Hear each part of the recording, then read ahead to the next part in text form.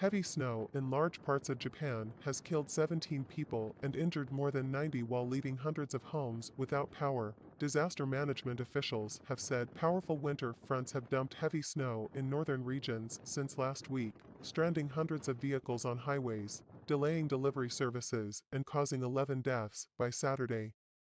More snowfall over the Christmas weekend brought the number of dead to 17 and injured to 93 by Monday morning, according to the disaster management agency. Many of them had fallen while removing snow from roofs or were buried underneath thick piles of snow that slid off rooftops. Municipal offices urged residents to use caution when removing snow and not to work alone. The Disaster Management Agency said a woman in her 70s was found dead buried underneath a thick pile of rooftop snow that suddenly fell where snow piled up higher than 80 centimeters, 2.6 feet. On Saturday, many parts of northeastern Japan reported 3 times their average snowfall for the season. Heavy snow knocked down an electric power transmission tower in Japan's northernmost main island, leaving about 20,000 homes without power on Christmas morning, though electricity was restored in most areas later that day. According to the Economy and Industry Ministry, dozens of trains and flights were suspended in northern Japan through Sunday.